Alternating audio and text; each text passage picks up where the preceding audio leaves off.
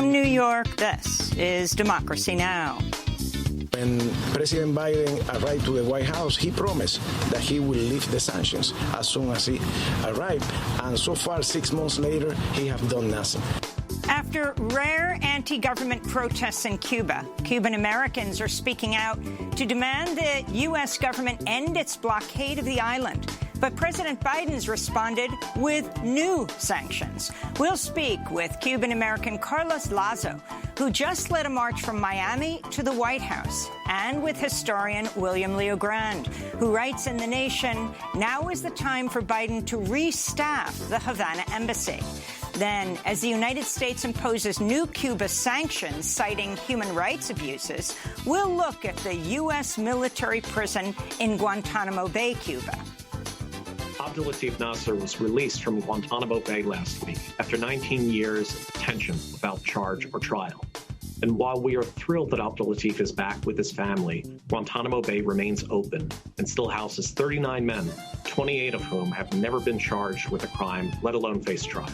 We'll speak with a lawyer for Abdulatif Nasser, who was just released from Guantanamo to Morocco, and the lawyer for former Guantanamo prisoner Ravil Mingazov, who's currently being held in a UAE prison after being released from Guantanamo in 2017, where he was held without charge for 15 years. Guantanamo has been a giant mistake. What we need to talk about is when will Guantanamo finally close? And also, what's happening in the United Arab Emirates, the Guantanamo of the East? All that and more coming up. Welcome to Democracy Now!, democracynow.org, The War and Peace Report. I'm Amy Goodman. The state of California and New York City have announced plans to require government workers get vaccinated or face weekly COVID-19 tests. These new initiatives come as the number of new COVID cases has quadrupled in the United States over the past month and are expected to keep rising for months as the highly contagious Delta variant continues to spread, particularly in areas with low vaccination rates. On Monday, the Department of Veterans Affairs became the first federal agency to require its frontline healthcare workers to get vaccinated. The American Medical Association and American Nurses Association have also joined with other medical groups calling for mandatory vaccination of all healthcare workers. In a statement, the group said, quote, the health and safety of U.S. workers, families, communities, and the nation depends on it, unquote. According to the CDC, every county in Florida and Arkansas now has high levels of community transmission. Florida accounts for nearly 1 in 5 of all new COVID cases in the country. The virus is also spreading rapidly across Missouri, Louisiana, Mississippi, and Alabama. Meanwhile, a new study out of UCLA finds the number of COVID-19 cases and deaths both increased dramatically after states lifted eviction moratoria. The study estimates over 10,000 lives could have been saved if the moratoria were left in place. In international news, COVID-19 cases are surging in Tokyo as it hosts the Summer Olympics. The city reported over 2,800 new infections today, the highest since the start of the pandemic. At least 155 people tied to the Olympic Games have now tested positive for COVID. Meanwhile, Iran is also reporting record-breaking COVID infections. Nearly 32,000 new cases were registered in the past 24 hours, and at least 322 new deaths overnight, the highest since at least May. Protesters have been gathering outside the Tunisian parliament to denounce President Kais Saied after he ousted the prime minister and suspended parliament. On Monday, the Tunisian president ordered a nightly curfew and dismissed the nation's defense minister and acting justice minister. Tunisian police have also raided the offices of Al Jazeera in Tunis. Critics have accused the Tunisian president of launching a coup d'etat. The decisions by President Kais Saied are not correct, against the Constitution and the reality. They bring us back again to 1954. The scene of the parliament closed by tanks is very disgraceful. 10 years ago, Tunisia became the birthplace of the Arab Spring. President Biden and Iraqi Prime Minister Mustafa al-Kadhimi have signed an agreement to formally end the U.S. combat mission in Iraq by the end of the year, more than 18 years after the U.S. invaded Iraq in 2003. But the agreement is largely symbolic, as the U.S. will keep troops in Iraq indefinitely in an advisory role, Biden spoke Monday. I think things are going well. Our role in Iraq will be as a dealing with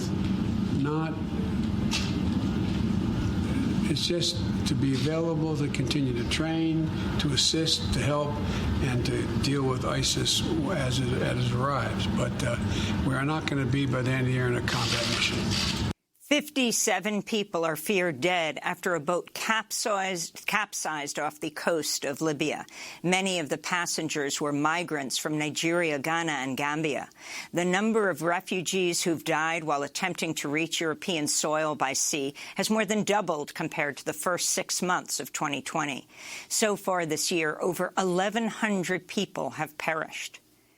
Human Rights Watch has accused Israel of carrying out apparent war crimes during its recent 11-day assault on Gaza that killed 260 Palestinians, including at least 66 children. In a new report, Human Rights Watch called on the International Criminal Court to investigate Israel's crimes against Palestinian civilians. Survivors who spoke to Human Rights Watch include Omar Abu Alouf, who lost his father, mother, and 2 siblings when their 4-story building collapsed in Gaza City following Israeli airstrikes. Why did they kill my family? Why did they kill my father and mother? Why did they turn me into an orphan? Who will, in the end, give me justice? Omar Abu Alouf's father was the head of the internal medicine at Gaza City's Al-Shifa hospital, where he headed the hospital's coronavirus response. Human Rights Watch also accused Palestinian armed groups of committing unlawful acts by indiscriminately firing rockets at Israel. One of Lebanon's wealthiest business executives has been named Prime Minister-designate. The billionaire Najib Mikati has served twice before as prime minister. Lebanon is in the midst of a massive economic and political crisis. Mikati has been accused of corruption in the past. In 2019, a public prosecutor brought charges against him for profiting from state-subsidized housing loans. A top Chinese diplomat has accused the Biden administration of demonizing China. During face-to-face talks in Beijing with U.S. Deputy Secretary of State Wendy Sherman, China's vice foreign minister urged the U.S. to, quote, change its highly misguided mindset and dangerous policy. In related news, the U.S. Air Force is sending more than 24 F-22 stealth fighter jets and 10 F-15 Strike Eagle fighters to a U.S. base on Guam as tensions escalate between the United States and China. In the Philippines, police shot dead 2 activists Monday who were spray painting the words "Oust Duterte" on public property ahead of President Rodrigo Duterte's State of the Nation address. The Philippines-based rights group Defend Bicol condemned the killing, saying, quote, dissent may take on many forms, but to kill innocent, unarmed civilians in the dead of the night for painting the people's call is purely fascist and brutal, they said. Rights groups estimate there have been over 400 extrajudicial killings since Duterte took office. Thousands have been killed since Duterte unleashed a brutal so-called war on drugs. Authorities in Haiti have arrested the head of Haitian President Jovenel Moïse's security team as part of its probe into Moïse's assassination on July 7th. It remains unclear how Moïse's assassins were able to get by the president's security detail without firing a shot. Haitian authorities have also issued an arrest warrant for Supreme Court Justice Wendell Coq-Telot. Her whereabouts are unknown.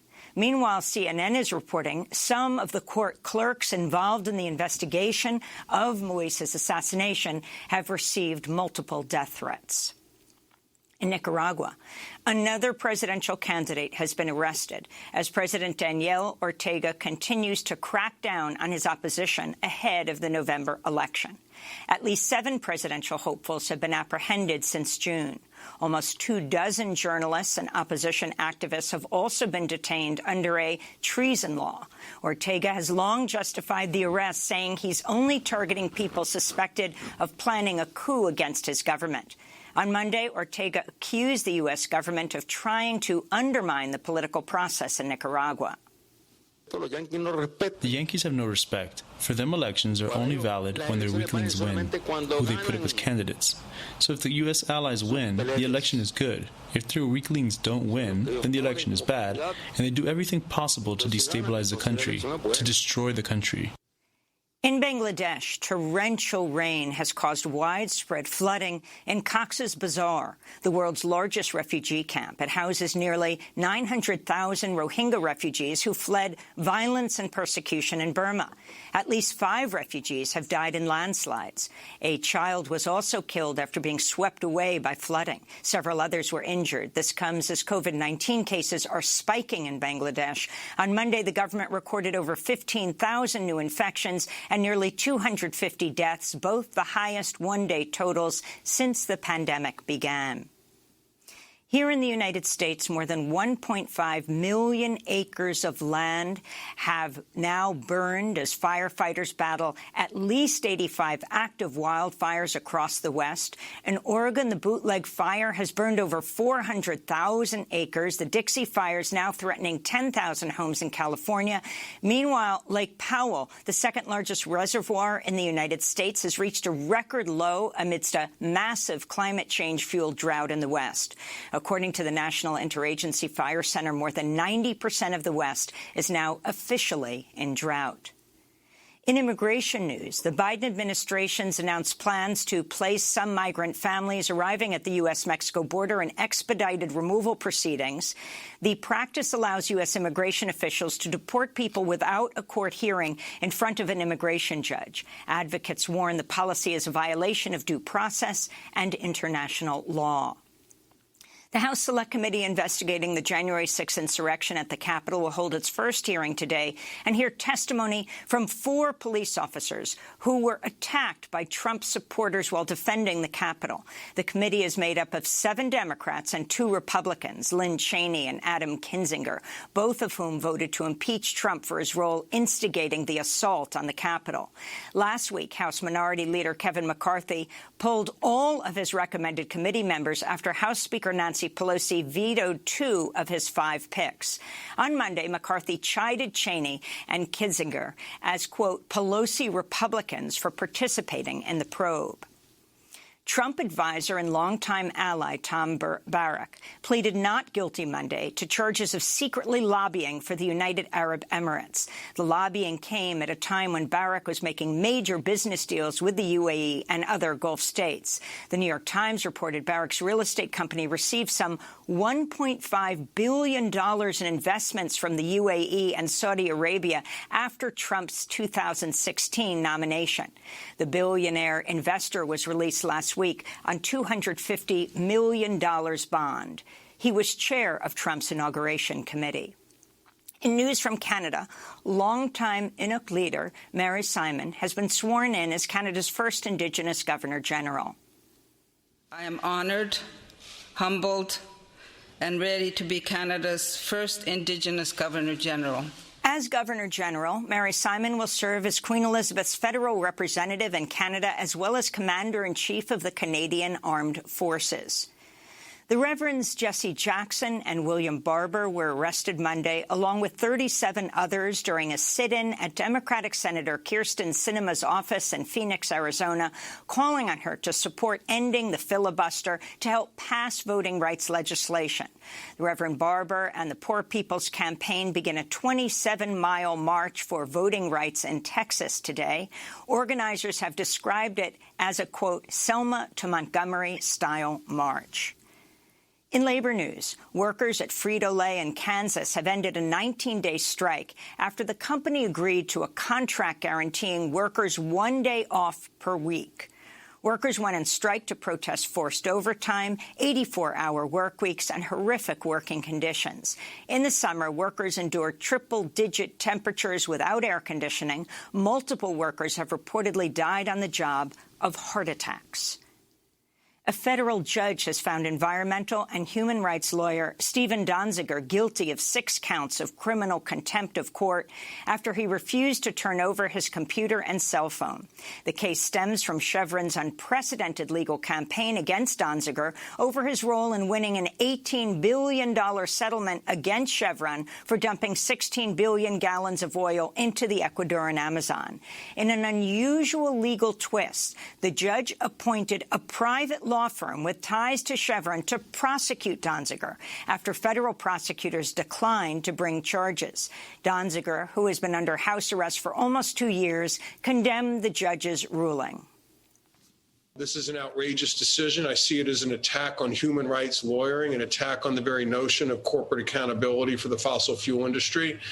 And I've already been locked up in my home awaiting this decision for almost 2 years on a misdemeanor. I'm the only lawyer in American history, as far as we can tell, who spent even 1 day prior to trial locked up. I've been here now 720 days.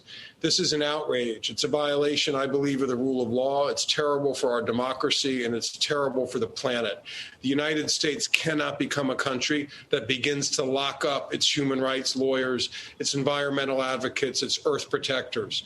Stephen Donziger has vowed to appeal Monday's ruling. To see our recent interview with Donziger, visit democracynow.org. And this update from the Tokyo Olympics, tennis superstar Naomi Osaka has been eliminated from the tennis tournament just days after lighting the Olympic cauldron during the opening ceremonies. She was playing for Japan after she gave up her U.S. citizenship. And 4-time Olympic gold medal winner Simone Biles pulled out of the U.S. gymnastics team finals today with an apparent injury. And those are some of the headlines. This is Democracy Now!, democracynow.org, The War and Peace Report.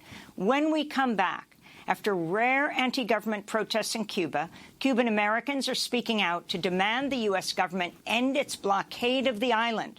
But President Biden has responded with new sanctions. He cites human rights abuses in Cuba. So we will speak not only with a Cuban American who just led a march from Miami to the White House, but also with lawyers for those who are imprisoned at Guantanamo Bay. Stay with us.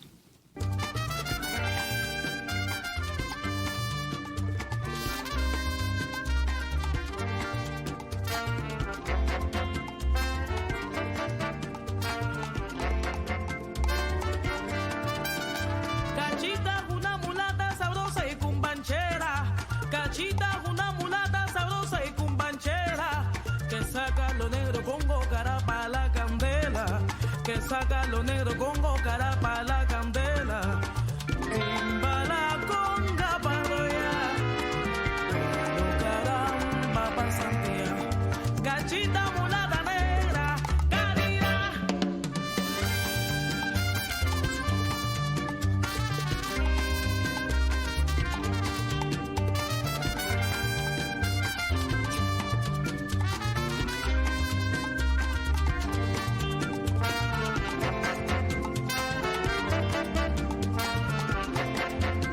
Negra Caridad, Black Charity by Daime Aracena. This is Democracy Now!, democracynow.org, The War and Peace Report. I'm Amy Goodman in New York, joined by Democracy Now! Co-host Juan Gonzalez in New Brunswick, New Jersey. Hi, Juan.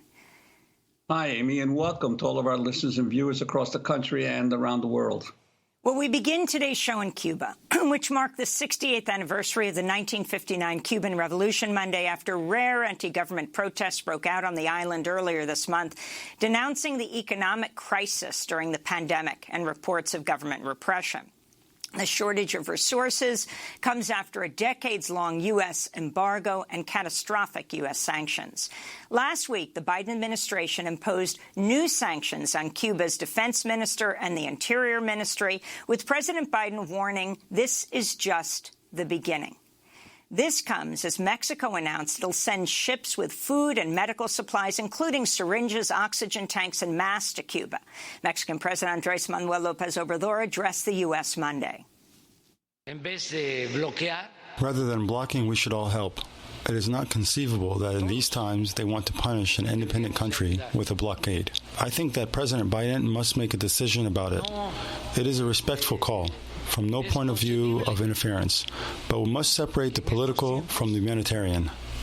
Meanwhile, U.S. Secretary of State Antony Blinken joined foreign ministers from 20 countries in a statement Monday condemning the arrest of protesters in Cuba. And this comes as Cuban Americans and their supporters held dueling protests in Washington, D.C. in recent days. Some called for the U.S. to put more pressure on Cuba's government, while others condemned the U.S. blockade and support for protesters in Cuba. This is Code Pink's Medea Benjamin. Why don't they come out and say they love the protesters in Colombia, or the protesters in Honduras, or the protesters in Haiti, or the protesters who get their heads chopped off in Saudi Arabia if they protest? Medea Benjamin spoke at a protest outside the White House Sunday, along with members of the Puentes de Amor, or Bridges of Love Project, who marched 1,300 miles from Miami, Florida.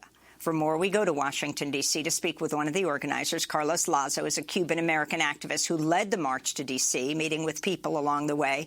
And we're joined by William Leogrand, whose latest piece in The Nation with Peter Kornblue is headlined, "Now is the time for Biden to restaff the Havana embassy." Leogrand is co-author of Back Channel to Cuba, The Hidden History of Negotiations Between Washington and Havana, and a professor of government in the School of Public Affairs at American University. We welcome you both to Democracy Now! Carlos Lazo, let's begin with you. You have just finished this massive march, 1,500 miles from Miami to Washington, D.C. Why? Well, in 2020, President Trump imposed more sanctions to the Cuban people because during the pandemic. During that time, a year ago, we pedaled 3,000 miles from Seattle to Washington, D.C., asking President Trump to lift those sanctions, at least temporarily, because of the pandemic. We arrived to D.C. and President Trump did nothing. On the contrary, he imposed more sanctions. He even prevented the sending remittance through Western Union. But President Biden, at that time he was a candidate, he said that he will lift the sanctions on the families, that he will go back to the Obama policies. And we support President Biden during his campaign because we trust his work. And we find that after he got the presidency, he did nothing. After 7 months, he did nothing. He just postponed and postponed what he said that he will relieve the Cuban families. And we get tired of waiting and waiting. And we decide to march from Miami to Washington, D.C., to call the attention of the American people and to call the attention of everyone about how unhuman and unfair are these sanctions. And we depart from Miami on the 27th of June and arrive here on Sunday, the 25th of July. And Carlos, I wanted to ask you, what was the reaction when you started the march in Miami? Who joined it, and what was the reception you got along the way? Well, in Miami, we start the march after a caravan that Cuban Americans perform there every month, every end of the month. Every Sunday, we have a caravan, and so far, the caravan have 200, 300 people asking for the lifting of the sanctions to the Cuban people, to the Cuban families. Those caravans, unfortunately, are not reported in Miami, but they happen in the Calle 8, A Street. They happen every month. The reaction of the American people, and we met with people from different backgrounds, from Republicans, Democrats, African Americans, Latinos, Anglos, everyone. And we didn't find one person who said that it was okay to blockade families. We didn't find one person that said that it was okay not allowing to send remittances during the pandemic. we didn't find just one person. We went through Florida. We stopped walking in different cities. We went through Georgia. We talked to different people there, different organizations, Democrats, Republicans, as I said, and everybody agreed that the embargo should be lifted, and especially during the pandemic, a humanitarian perspective should be applied here. What was interesting about this trip that we did was that we were trying to educate the people about the blockade, about the embargo, and about how this mainly affect Cuban families, and Cuban families in the United States, Cuban families in Cuba. But we find out that there are not just one blockade. Talking to those communities, we get also educated. We went to meet with African-American farmers in Georgia, and we learned about the lack of opportunities that they have, the lack of support with loans, the lack of government support, and we find out that there were more than one blockade, not just a blockade to Cuba, but many communities in the United States suffer also from a type of blockade, and we are joining forces here. We are learning from each other, and at the same time doing a common front to fight with all these inequities and injustices. And proof of that is the event that we had in front of the White House, the 25th of July, where Cuban Americans, Americans from all backgrounds, from many different organizations, joined us, asking President Biden to honor his word, lift the sanctions to the Cuban people. I'd like to bring in William Leo Grand also. You're the co-author of Back Channel to Cuba, The Hidden History of Negotiations Between Washington and Havana. Could you talk about some of these secret negotiations that have gone on for decades in between the United States and Cuba? And also, I wanted to ask you a question, because we're going to be an additional question. Our next segment is going to be dealing with Guantanamo Bay and the Muslim prisoners that are still there. But a lot of Americans are not clear what is the legal basis for the United States still to have a base in Cuba, a country that it has a belligerent relationship now with for so long? Well, let me start with the negotiations. Every president since Eisenhower has actually held some sort of negotiations with Cuba, the one exception being Donald Trump. But over the years, presidents of the United States, despite the relationship of hostility between the United States and Cuba, presidents of the United States have recognized that there are some issues that are important to the United States, and you can only make progress on them by talking to the Cubans, whether it's migration or counter-narcotics cooperation or getting to peace in Southern Africa and in Central America. And over the years, those negotiations have produced a lot of bilateral agreements that served U.S. interests. Just in the last 2 years of the Obama administration, after he began the process of trying to normalize relations with Cuba, Cuba and the United States signed 22 bilateral agreements on issues of mutual interest. And when Trump closed the door to relations with Cuba, there were 17 different negotiations underway to implement some of those agreements and to try to reach new ones. So there's a long history of negotiation and cooperation just under the surface of the very real hostility that the United States has had towards Cuba. Now, with regard to Guantanamo, when the United States intervened in Cuba in 1898, the Spanish-American War, one of the things that we forced Cuba to do in order to become an independent country was to sign something called the Platt Amendment, which gave the United States really what amounts to neo-colonial rights in Cuba. And one of those rights was naval bases. Guantanamo was one of those bases. And in 1933, we renegotiated a treaty with Cuba that gave us the right to stay in Guantanamo in perpetuity. Now, as you can imagine, after 1959, Fidel Castro demanded that we get out of Guantanamo and repudiated, abrogated that treaty, while the United States, of course, refused. And there was really no way that the Cubans could force us out, because obviously, if the Cuban government were to try to push Guantanamo, or push the United States out of Guantanamo by force, that would give the United States an excuse to invade Cuba. I mean, it's just an astounding story that here Biden is criticizing Cuba for human rights abuses, and then the U.S. is showing Cuba what respect for human rights would look like in Cuba, and the example being the Guantanamo prison, where 39 men are still being held. Well, actually 37, around that right now. And we're going to talk with two lawyers for those men who were just released, held without charge for more than 15 years at Guantanamo.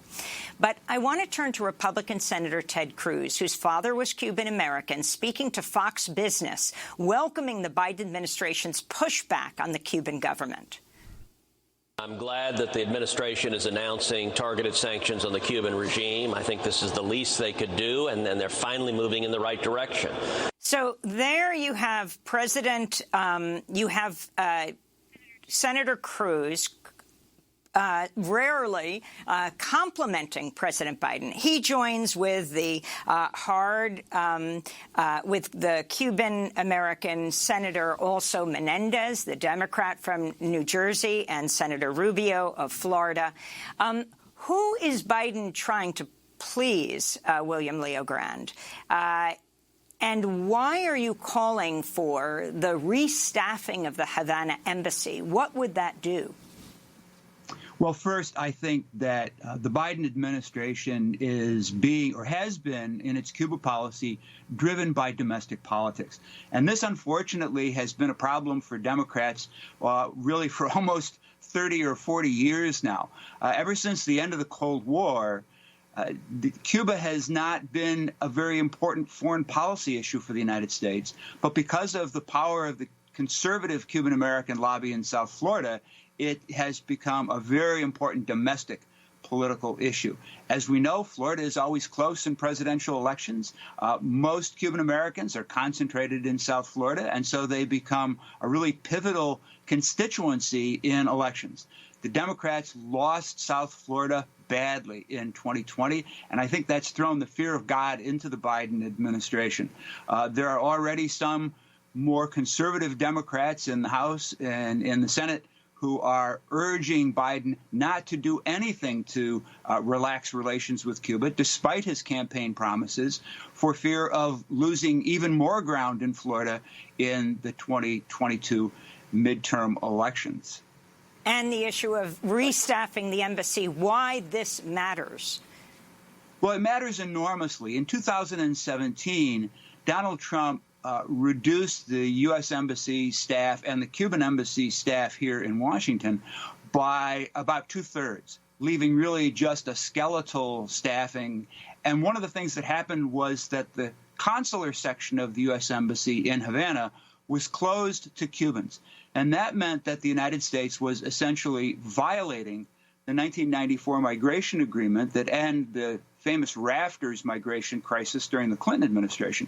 We had agreed at that time to end that crisis, to accept a minimum of 20,000 immigrant Cubans every year. And we'd been doing that ever since 1985. But the Trump administration simply ignored that agreement, closed the consular section, and the number of immigrant visas that we have given to Cubans during the Trump administration fell by 90%. What that means is that in the midst of this really terrible economic crisis in Cuba, Cubans have no safe and legal way to emigrate to the United States.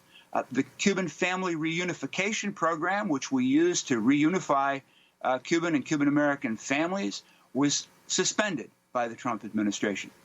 So by restaffing the embassy and reopening the consular section, the Biden administration is taking an important step toward reopening safe and legal ways for Cubans to migrate so that they don't have to get on unseaworthy small boats and rickety rafts and risk their lives in the Florida Strait. I wanted to bring Carlos Lasso back into the conversation. Could you talk a little bit about the practical ways that the sanctions affect daily Cuban life, and especially talk about the importance of remittances, the money that Cubans in the United States send back to their families, because obviously throughout Latin America, not just in Cuba, the money, the remittances from Latino migrants in the United States are some of the biggest sources of foreign income to these countries, and greater than any U.S. aid to the countries. Yes. Well, I want to go back to Professor Leo Grande about the closing of the embassy. And that's one of the ways that these sanctions affect the Cubans here and over there. People, in order to get a visa, if they get it, they have to travel to another country. It's almost impossible to get a visa, and if you do it, you have to spend a large amount of money. Also, the reunification program closed by Trump in 2017 that allowed an expedite way for Cuban Americans and for Cuban families to reunite, this was closed, and this affects Cuban families. The remittances. In October last year, President Trump prohibited Western Union to send money to Cuba. The source of income of the Cuban families, many people receive income from remittances. And by doing this, and it's just not to Cuba, to the United States, let me tell you, for a long time, if you live in another part of the world, you cannot send money to Cuba through Western Union because United States laws prohibit that. And also they closed the airports in other provinces, meaning that they prohibit American airlines to fly to other airports other than Havana. This really affects Cuban families in the middle of a pandemic. There is no tourism in Cuba now because of the pandemic, and one of the main sources of income for the country is the tourism and also the remittances. If there is no tourism and there is no remittances, they end up empty-handed. They don't have a way to survive. I have, in my personal case, I have my aunt. She lives in Cuba for many years. I have supported her. She is an old lady, and I send every month money to her through Western Union. And right now, it's almost impossible to do that. First of all, because there are no flights because of the pandemic and all the restrictions. And the families are desperate. Hunger is happening in Havana, in Cuba right now. And this brings me back to 1960. There was a memo written by a Subsecretary of State, Marjorie, and he said at that time that the only way to overthrow the Cuban government was by creating hunger and desperation in the Cuban population. And then the Cuban population will rebel against that government. And it seems that this memo is happening today. It seems that the United States is in the pursuing, creating hunger and desperation in the Cuban people to achieve finally the overthrowing the Cuban government. The United States, the United States claims about the human rights violation in Cuba, but I think that one of the biggest human rights violations on Cuba happens because of blockade over 11 million families in Cuba, 11 million people. Okay, and William Leo Grande, I wanted to ask you about this issue of the blockade. What do you think the recent statements by Mexican President Andrés Manuel López Obrador, very strong denunciation of the sanctions, and he also said, look, the rest of the world has been voting repeatedly to end these sanctions. It's time to actions, not just words. What do you think the impact of a figure like AMLO, such a close a nation so close to the United States and so important to the United States might do?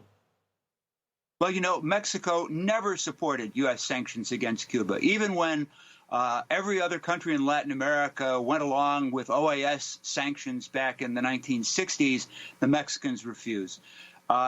You know, Mexico is obviously one of the most, if not the most important Latin American country to the United States. One would hope that this appeal by the Mexican president might be heard in the Biden administration. Particularly, I think it's appropriate because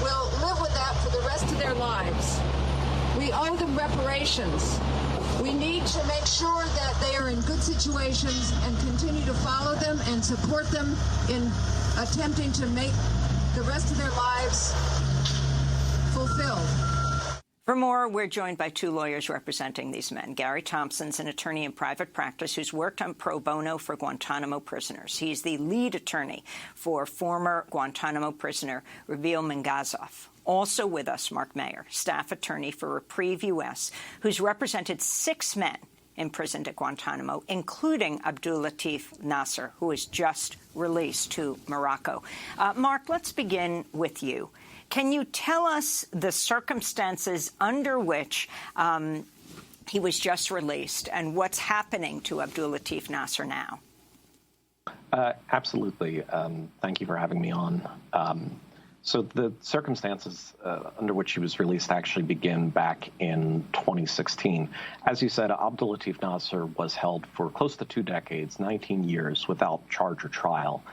He was actually cleared for release by the Periodic Review Board, which is a parole-like institution that was set up under the Barack Obama's presidency and is staffed by 6 members of federal agencies from the United States, including the Departments of Defense, Homeland Security, and the Joint Chiefs of Staff. They determined unanimously that Abdul Latif Nasser posed no threat to the United States or anybody, and determined that he should be released from Guantanamo. Unfortunately, this determination came quite late in Barack Obama's presidency, and the State Department at that time deferred to the next administration, which, as we all know, was the Trump administration.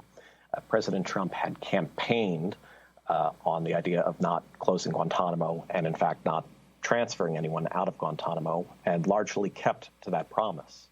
So even though Abdul Latif Nasser was cleared by senior civil servants from the U.S. government, he had to sit and wait until the political will within the United States changed. And as thrilled as we are that Abdul Latif Nasser is now out, that he is back in Morocco and is with his family and is trying to start a new life and is focused on the future, the fact remains that he lost close to 2 decades of his life, and that a number of men, 27 men, are still there without charge or trial, waiting for the political will of this administration to change as well. And Mark Mayer, could you talk a little bit about how he came to end up in Guantanamo?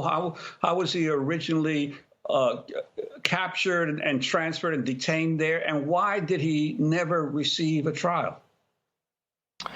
Well, I can say that the reason why he never received a trial is the same reason why 27 of those men haven't received a trial either, and that's because they have never faced any kind of charges at all. They're being held essentially as prisoners of war. Abdul Latif Nasser ended up in Guantanamo the way a lot of people ended up in Guantanamo. There was a bounty program, essentially, that was being run in Afghanistan and in Pakistan, I believe. The number I might be getting wrong, but I believe what the bounties were being offered for turning over people to Afghan or American or Pakistani authorities was close to $5,000 at the time, which was a huge life-changing amount of money. And we happen to know in a lot of cases of people who ended up at Guantanamo that they were the result of people lying about the people who ended up there, or simply mistaken identity. That's the case of another one of our clients who is still detained at Guantanamo Bay, Ahmed Rabbani. This story is actually detailed in the Senate torture report, that he was detained mistakenly because the United States believed he was another man named Hassan Gul. He was severely tortured, including techniques that haven't been used since the Spanish Inquisition.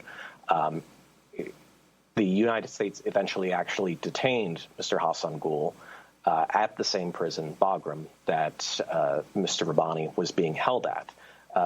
Mr. Hassan Gul was eventually released from there, but now 20 years on, much like the situation that Abdul Latif Nasser found him in just a month ago, Ahmed Rabbani remains there. So sadly, this is a situation that we've seen repeated for a number of the men who are still detained. And the calls have been growing for the Biden administration to close Guantanamo. How could that be done? And do you think it's likely? Well, one of the easiest ways is to begin with releasing the 10 men who have been cleared for transfer and working to release all 27 of the men who have never been, again, charged with any crime or have faced a trial. It's unlikely that any of those men will ever face any trial. This is especially true in light of the fact that, as I think as your viewers and listeners will know, the Biden administration has announced that the war in Afghanistan is supposed to completely end by I think mid-August was the last estimate that they had. And I believe earlier in the show, we heard President Biden saying that combat troops will be exiting Iraq by the end of the year. That says to me, and I think to a lot of observers, that the wars that led to these people being wrongly imprisoned in Guantanamo are ending. If there was ever a right and just time to be releasing these men, this is the time to do it. The only thing that might be lacking from moving these men out of there is political will. If they haven't been charged with anything, if they haven't faced trial for anything, if the wars are over, then the question isn't what can the Biden administration do to solve this problem? The question should be, what justification does the Biden administration still have to be detaining these people? I want to bring Gary Thompson into the conversation, the attorney who worked pro bono for Guantanamo prisoners and is the lead attorney for Ravil Mangazov, who is a former Guantanamo prisoner. Can you tell us his full story and then where he's ended up today, how he started at Guantanamo? Yeah, thank you very much. Ravil Mangazov is from an area in Russia called Tatarstan, and he began to practice his chosen religion freely in the late 1990s. He was a professional ballet dancer, then drafted into the Russian army, and came to a point in his life where he decided he wanted to leave Russia and flee religious persecution, simply to live a life of religious freedom with his wife and then young baby. They attempted to travel south. Only Ravil made it across the border into Tajikistan, Afghanistan, and then Pakistan, where he was arrested in March 2002 by Pakistani police, and as Mark Mayer mentioned, also sold for bounty to United States authorities, who took him to Bagram, took him to Kandahar, and tortured him. He suffered extreme interrogation and supposedly confessed under duress. He was then taken to Guantanamo in October of 2002, where he suffered greatly for many years under harsh conditions and sometimes solitary confinement. Eventually, he was permitted to have counsel, which is where we came in, and we filed a petition for habeas corpus. And in 2010, here in D.C., where I live, Judge Henry Kennedy issued the writ of habeas corpus and ordered the United States government to release Ravil Mangazov from Guantanamo. Believe it or not, the case then went through a 6-year Kafkaesque appellate cycle where he was not released. And then in 2010, Ravil also went through a periodic review board hearing, like Mr. Nasser that Mark mentioned, and that same panel cleared Ravil for release. It then took the State Department about 6 months to locate a country for Ravil to go to. He cannot go back to Russia because Russia has a record of killing or torturing ex-Guantanamo detainees returned to them. So we thought it was our lucky day when it was confirmed that Ravil could go to the United Arab Emirates, where several other, a dozen other ex-detainees also went. It was always Ravil's dream to be in an Arab country. He learned Arabic in Guantanamo. He understood Arabic culture. He wanted to be there. And we really celebrated that day. Ravil was on the last plane out of Guantanamo the day before Donald Trump was inaugurated. So it really felt like we had dodged something terrible. we were promised by our State Department that the UAE had promised them that Reveal would be released in 6 months, that he would be treated humanely, that he would be given a job and a place to live in about 6 months' time, which is similar to the Saudi program for ex-Guantanamo detainees. It didn't come to pass. It turned out that the UAE lied to the United States government. These so-called diplomatic assurances were simply all lies. And Reveal, along with about 24 other men, have suffered even more in UAE prisons, most notoriously the Al Razin prison. These now 4.5 years, and they're not permitted review by the International Red Cross or Red Crescent. They've been able to get out sporadic calls to their families with the help of Reprieve, where Mr. Mayor works. The dots have been connected. We know there's torture there. We know there's mistreatment. And the men stuck in the UAE, like Reveal, have all said it's worse than Guantanamo. Worse than Guantanamo. So that's why with 18 men still there, we call the UAE Gitmo East as opposed to Gitmo West. And with the numbers at Gitmo dwindling now to 39 and with 18 in the UAE, they're really a pair. And if Biden is serious about closing Guantanamo, he needs to, and his State Department needs to look into the concept of resettlement. Look at people like Reveal Mengazov, some of the Chinese Uyghurs. Gary Thompson, if I can, I just wanted to ask you about this particular issue of the UAE as Gitmo of the East. To your knowledge, what has been the U.S. government's reaction to basically offloading its Gitmo prisoners to another gulag? Totally complicit. The UAE passed all these men off to the UAE, and as far as we know, did absolutely nothing to follow up on those diplomatic assurances. Our State Department, at least under Donald Trump, just didn't care that they were lied to. And we've seen no evidence that our State Department, even now under the Biden administration, is really doing anything to remedy the situation in the UAE. Some people in the State Department have told us they're, quote, working on it, or they're in touch with people in the UAE.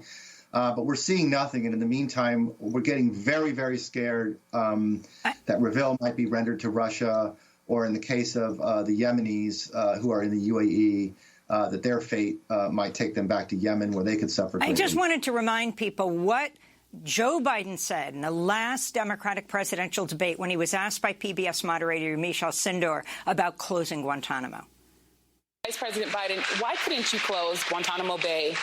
Why couldn't the Obama administration close Guantanamo Bay? We attempted to close Guantanamo Bay, but you have to have congressional authority to do it. They've kept it open. And the fact is that we, in fact, think it's the greatest. It is an advertisement for creating terror. It is an advertisement for creating terror. The image of Guantanamo around the world, the fact of it. Mark Mayer, your final words. The only two things that I would add were to kind of hone in on something that Gary was saying there. He mentioned having petitioned for a writ of habeas corpus back in 2010. That would have been during Barack Obama's presidency, and that means his Justice Department was opposing that petition for a writ of habeas corpus. We found ourselves in a similar situation with our client, Asadullah Haroon Gul. His Justice Department, President Biden's Justice Department took the same position that President Bush's, President Obama's, President Trump's did. We have 10 seconds. What should Biden do? He should stop opposing these petitions for writ of habeas corpus and begin releasing all of the uncharged men who remain in Guantanamo Bay. We want to thank Mark Mayer and Gary Thompson, lawyers for at least 2 of the Guantanamo prisoners. I'm Amy Goodman with Juan Gonzalez. Stay safe.